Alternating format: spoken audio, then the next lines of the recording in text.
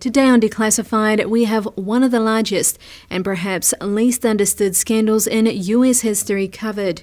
We explore 7 reasons why the Uranium One scandal just won't go away, all the details you need to know. Of course, mainstream media is running a very misleading narrative on this matter, and today we'll clear it all up. This story by our Epoch Times contributor Seamus Bruner. Bruner is the author of the book Compromised: How Money and Politics Drive FBI Corruption. Link is in the description. The Trump-Russia collusion narrative is officially dead, now that special counsel Robert Mueller has concluded there is no evidence, zero, of collusion. With the cloud of the Mueller probe lifted, President Donald Trump can now go on the offensive with an Attorney General who appears ready to drop the hammer on corruption in Washington. Moreover, Attorney General William Barr doesn't appear to be intimidated by Democratic lawmakers who have already threatened him with impeachment and even incarceration. Former President Barack Obama's allies have lately claimed his term in office was scandal-free, a claim his critics find laughable. Abuses of power under the Obama administration ranged from drone strike assassinations of US citizens to the IRS's targeting of conservatives. In fact, the Obama administration was a magnet for scandals. One of the largest and perhaps least understood involves the Russian takeover of Uranium One, a Canadian mining company with large uranium holdings in the United States. The mainstream press has repeatedly declared the Russian purchase of Uranium One a debunked conspiracy theory, but it's no theory, nor has it been debunked. The Uranium One deal was complicated and had many moving parts, which also explains why misinformation about it has spread so widely. Claims such as the Russians gave Clinton $145 million and Clinton sold American uranium to the Russians are great soundbites, but they are factually inaccurate. So what's true here? Well, it's true that the Clinton Foundation received undisclosed millions from Uranium One stakeholders, such as the $2.35 million from board chairman Ian Telfer. The Obama administration did allow the Russians to acquire domestic nuclear assets critical to US national security. That needs to be considered. But minor inaccuracies in the soundbites have allowed self-appointed fact-checkers such as PolitiFact and Snopes to selectively debunk the larger story without critically examining the full set of facts. Looking ahead in the coming months, readers may find the Uranium One scandal coming back into focus. For that purpose, it's time to set the record straight ahead of time. Here are 7 reasons why the Uranium One scandal just isn't going away. Number 1, Uranium One is the largest foreign influence scandal in US history. If you ask any American what the largest political scandal in our history was, you will likely find that former President Richard Nixon's Watergate affair tops the list. Nixon's spying on political opponents left such a bruise on America's collective psyche that adding gate to later political scandals is a homage. For Nixon, the cover-up was worse than the crime. Scandals that result in the impeachment of a sitting president are hard to top, which is why the Clinton-Lewinsky fiasco also ranks high among US political scandals. Those shenanigans and the more recent targeting by Obama of Trump's 2016 presidential campaign demonstrate clear abuses of power, but have little to do with foreign influence. The Uranium One scandal, however, involves alleged bribery, kickbacks, extortion, and money laundering at the highest levels of the US nuclear industry. FBI informant turned whistleblower William Douglas Campbell infiltrated Russian President Vladimir Putin's inner circle and claims to have video evidence of suitcases full of bribery cash. It's now known that former President Bill Clinton was paid $500,000 by a Kremlin-backed bank to deliver a speech in Moscow just months before the Uranium Sale 1 was approved by the Obama administration. Clinton sought approval from his wife's State Department to meet with a Russian board member of Rosatom, the state-owned nuclear agency. Clinton ended up meeting directly with Putin instead, who thanked the former president for the visit. Soon after, Bill Clinton was paid $500,000 by Russian interests, and Hillary Clinton's State Department allowed the Russian takeover of US nuclear assets. When Peter Schweizer first broke the Uranium One scandal in April of 2015, Hillary Clinton's apologists immediately claimed that her State Department was just one of several Obama administration agencies that approved the sale. But is that really any better? Because if none of the Obama agencies who approved that deal found any issues with it, perhaps other players were just as conflicted as Bill and Hillary Clinton. The Uranium One scandal contains elements of corruption and abuses of power.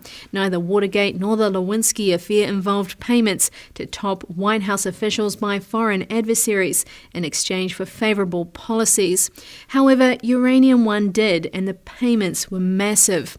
The $145 million figure refers to the collective commitments and donations made to the Clinton Foundation by investors who profited from the deal, as documented extensively in Schweizer's book Clinton Cash and confirmed by the New York Times.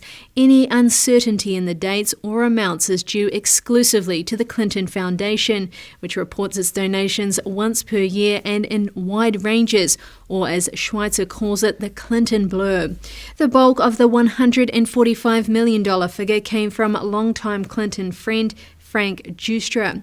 Another major Clinton donor included in that figure is uranium investor Frank Holmes, who was grilled on his timely donations by CNBC.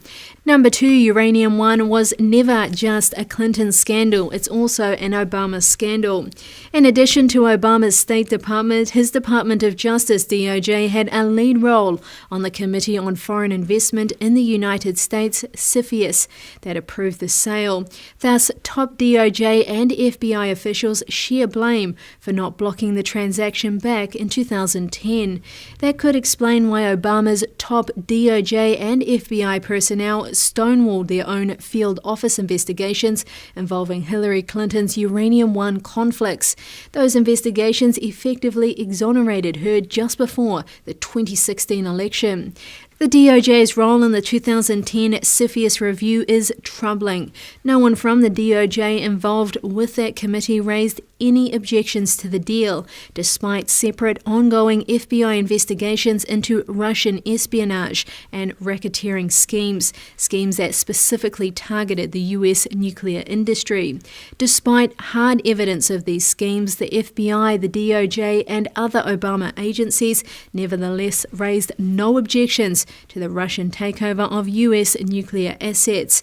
The fact that Clinton's State Department wasn't the only Obama agency in the CFIUS review with conflicting motives must be fully investigated. The Democrats are right. Clinton couldn't have approved the deal single-handedly. They seem to think that this exonerates Clinton when in fact it really damns the broader Obama administration. Number 3, Uranium One likely played a major role in the origins of the Trump-Russia collusion hoax. Last month, Barr pledged to investigate the origins of the Trump-Russia probe, also known as Spygate. As this latest saga unfolds, note that many of the same players in the Obama targeting of the Trump campaign also played lead investigative roles in each of the Russian nuclear schemes. James Comey, Robert Mueller, Andrew McCabe, and Andrew Weissman all appear to have been involved in both the investigation of long-running Russian nuclear conspiracies and in the attempt to unseat a duly elected president who threatened to expose them. At the time of the sale, Obama's FBI, headed by Mueller, had intimate knowledge of ongoing Russian espionage and bribery schemes, but the deal went through anyway. McCabe headed the FBI investigation, which began in 2009, into bribery, kickbacks, and money laundering linked to Uranium One. Weissman and Rosenstein headed the DOJ prosecution of the Russian principals and announced the charges years later in 2014. One felon received 48 months for crimes that could have carried up to a 20-year sentence. Those convictions didn't occur, however, until after Obama's top officials approved the sale. The DOJ's failure to publicly object to the Uranium One purchase, despite knowing about ongoing bribery and espionage schemes, raises a major red flag. The overlap of the previous Russian influence investigations with the 2016 Trump-Russia investigation deserves a thorough review by Barr. Number 4, why did Obama know and when did he know? In autumn 2015, an Obama agent sent notices to the Obama CFIUS agencies that required them to preserve the Uranium One records. Those records remain secret, but may shed light on the largest questions of all. What did Obama know about the Russians' nuclear schemes? When did he know it? And why did his administration allow them to proceed? The Director of National Intelligence, DNI, is legally required to submit a threat analysis of any sale under review to CFIUS. John Barrasso has demanded the threat analysis performed by Obama's then DNI James Clapper. Notably, Clapper has a history of lying under oath to Congress and is currently under fire for intelligence leaks that were damaging to the Trump campaign. Once it's made public, Clapper's threat analysis of the Uranium One deal will be very telling. Either the analysis was thorough or it was not. That's bad news for the Obama administration in any case. The Hill's John Solomon framed the issue another way in October 2018. Since the emergence of Uranium One whistleblower Campbell's undercover work, there has been one unanswered question of national importance. Did the FBI notify then-President Obama, Hillary Clinton, and other leaders on the CFIUS board about Rosatom's dark deeds before the Uranium One sale was approved, or did the Bureau drop the ball and fail to alert policy makers? Neither outcome is particularly comforting. Number 5, whistleblowers are ready to talk and an avalanche is coming. There are now at least 3 credible Uranium One whistleblowers who have provided information to authorities since the story first broke. As previously mentioned, William D. Campbell was an FBI operative who had infiltrated Putin's inner circle. Campbell worked directly with Rosatom chief Sergei Kiriyenko, who has since been promoted to Putin's first deputy chief of staff. Campbell documented evidence of the Russians' nuclear ambitions and their strategy to infiltrate the US nuclear supply chain through the Uranium One purchase. According to Campbell, Moscow paid millions in an influence operation targeting Obama administration decision makers.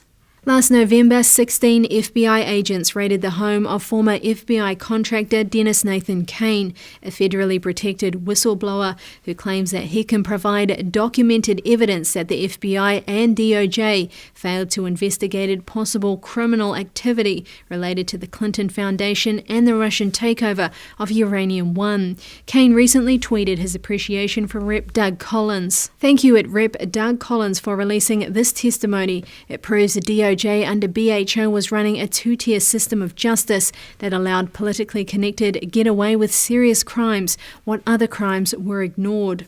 Former top Uranium One executive Scott Melby attended the conservative CPAC conference this year.